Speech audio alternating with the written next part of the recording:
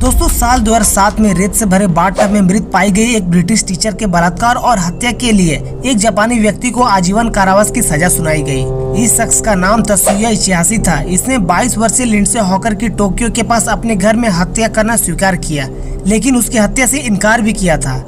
मतलब उसने English teacher के साथ बलात्कार करना भी स्वीकार किया, लेकिन कहा कि गलती से दम घुटने के बाद उसकी मृत्यु हो गई। लेकिन उसने यह भी कहा कि उसे पुनर्जीवित करने की कोशिश भी की थी। दोस्तों ये किस्सा इतना उलझा हुआ है कि सिर्फ जापान ही नहीं बल्कि यूके जैसे देशों को भी झंझोर कर रख दिया। तो आइए अच्छे से समझते हैं इस रहस्यमयी मर्डर मिस्ट्री को।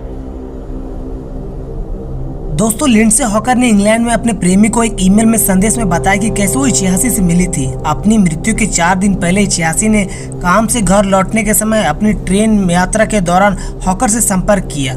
उसने पहले कहा कि हॉकर उसे इंग्लिश टीचर थे और फिर उसने इसकी पुष्टि करने के लिए कहा। इचिहाशी ने साइकिल से घर आते ही उसका पीछा किया और उसके आने पर एक गिलास पानी मांगा। हॉकर ने उसके लिए खेद महसूस किया और उसे अपने फ्लैट के अंदर जाने दिया, लेकिन सावधानी के तौर पर उसे फ्लैट के 2 फ्लैटमेट को दिखाया। एक बार अंदर इचिहाशी ने उसकी एक तस्वीर खींची और उस पर अपने नाम, टेलीफोन नंबर और ईमेल के पते के साथ हस्ताक्षर किए। यह जोड़ी 4 दिन बाद एक कैफे में इंग्लिश लेक्चर के दौरान मिलने के तैयार हुई। बाद में उसने कुछ 100 गज की दूरी पर इचिहाशी के अपार्टमेंट के लिए एक टैक्सी पकड़ी। हॉकर टैक्सी ड्राइवर को थोड़ी देर रुकने के लिए कहा और अपार्टमेंट में चली गई। 7 मिनट बाद जब वापस नहीं लौटी तो टैक्सी चालक चला गया, लेकिन हॉकर का नग्न शरीर बाद में अपार्टमेंट की बालकनी पर खाद, मिट्टी और रेत के मिश्रण से भरे बाथटब में दफन पाया गया। प्लास्टिक की टाई और स्कार्फ से बंधी हुई थी। उसका एक हाथ मिश्रण से बाहर पड़ा हुआ था। दोस्तों यह दृश्य बहुत ही खौफनाक थी। उसके बाद हॉकर के ऊपरी शरीर पर चोट लगने के निशान पाए गए।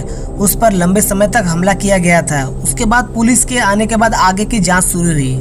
पुलिस ने कहा कि उसके चेहरे पर बाईं ओर अंडे का आकार का निशान मुक्का मारने का प्रतीत होता है, जबकि उसके ऊपर शरीर पर निशान कम फर्नीचर से टकराने के कारण थे।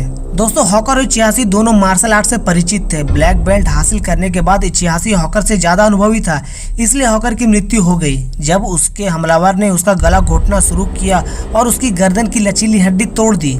हॉकर के मारे जाने के बाद उसका सिर मुंडवा दिया था। उसका सामान कमरे में बिखरा हुआ मिला। हॉकर 25 और 26 मार्च के लिए निर्धारित अपनी कक्षाओं को पढ़ाने में विफल रहने के बाद 26 मार्च को दोपहर 2:30 बजे हॉकर लापता होने की सूचना दी। हॉकर के दोस्तों ने पुलिस से संपर्क करने की कोशिश की, लेकिन विभाग के भीतर उचित अधिकारियों तक संदेश नहीं पहुंचाया गया। अधिकारियों ने अपार्टमेंट में किसी को देखा, भले ही कोई प्रकाश दिखाई नहीं दे रहा था। उन्हें इचिहाशी के खिलाफ लगाए गए पिछले आरोपों के बारे में बताया गया था और अधिकारियों ने शाम 7 बजे बैकअप के लिए बुलाया। अगले घंटे के भीतर 7 और अधिकारी आ गए। 9 अधिकारियों में बाहर इकट्ठा होने के 2 घंटे बाद इचिहाशी अपार्टमेंट से नंगे पैर निकला। उसे स्थिति से अवगत कराया गया और अधिकारियों से दूर भागने की कोशिश की। एक अधिकारी ने उसका बैग पकड़ लिया, लेकिन इचिहाशी भागता रहा। किसी भी अधिकारी के पास रेडियो नहीं था, इसलिए 4थी मंजिल पर मौजूद अधिकारी जमीन पर मौजूद लोगों को सचेत नहीं कर सके। इचिहाशी सीढ़ी के आखिरी कुछ फीट जमीन पर चढ़कर अधिकारियों से बच निकला, लेकिन बाद में ढूंढने के बाद एक गली में पाया गया। वह फिर से गली में टेढ़ी मेढ़ी हरकत कर फरार हो गया। दोस्तों पुलिस को संदेह है कि रविवार की रात और सोमवार की सुबह के बीच इचिहाशी ने अपने बाथटब को बाथरूम से बालकनी में ले जाकर हॉकर के शव को उसमें डाल दिया था। पड़ोसियों ने कहा कि उन्होंने उस दौरान धातु के कुछ टकराने और कुछ खींचे जाने की आवाजें सुनी। मंगलवार को पुलिस ने हॉकर के शरीर को छेड़ने और संदेह में इचिहाशी के लिए गिरफ्तारी वारंट इशू किया। उन्होंने उसे राष्ट्रव्यापी वंचित सूची में डाल दिया। 21 मार्च 2009 को हॉकर की मौत की दूसरी बरसी से पहले पुलिस के मामले में प्रोफाइल बढ़ाने के लिए इचिहाशी के आदमक कटआउट जारी किए गए। 26 जून 2009 को जापानी राष्ट्रीय पुलिस एजेंसी ने इचिहाशी की गिरफ्तारी की सूचना के लिए नगद इनाम को 1 मिलियन येन से बढ़ाकर 10 मिलियन येन कर दिया।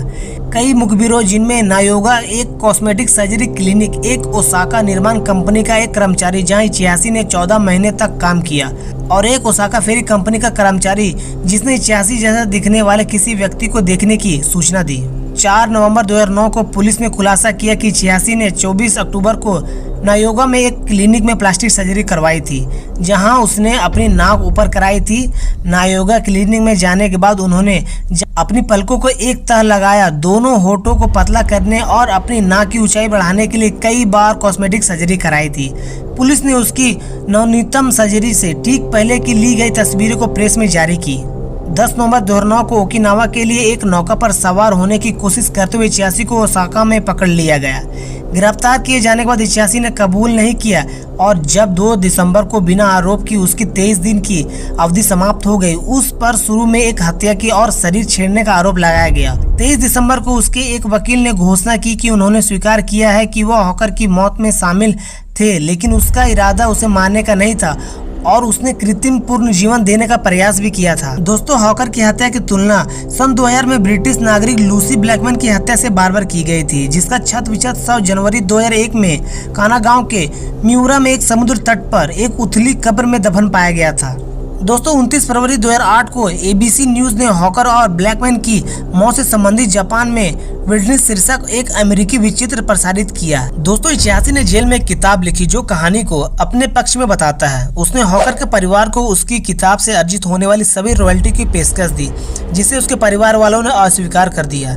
उसके बाद एक फिल्म आई, आई एम इच्छासी जर्नल ऑफ ए मर्डर, जापानी अभिनेता डी फ्यूजियो का अभिनीत नवंबर 2013 में जारी की गई थी, जो इच्छासी की किताब पर आधारित थी और गिरफ्तार किए जाने से पहले 2.5 साल तक कैसे भागता रहा। तो दोस्तों, लिंडसे हॉकर की मर्डर मिस्ट्री के बारे में आप लोगों को पहले से जानकारी थी तो कमेंट सेक्शन में जरूर बताएं। और वीडियो कैसा लगा, वीडियो अच्छा लगा तो वीडियो को लाइक करो, ज्यादा से ज्यादा अपने दोस्तों अपने परिवार को शेयर करें ताकि हम आप लोग के लिए ऐसी वीडियो ला सको। और ऐसी इन्फॉर्मेटिव वीडियो के लिए चैनल को जरूर सब्सक्राइब करें। मिलते हैं अगले वीडियो में, तब तक के लिए जय हिंद, वंदे मातरम।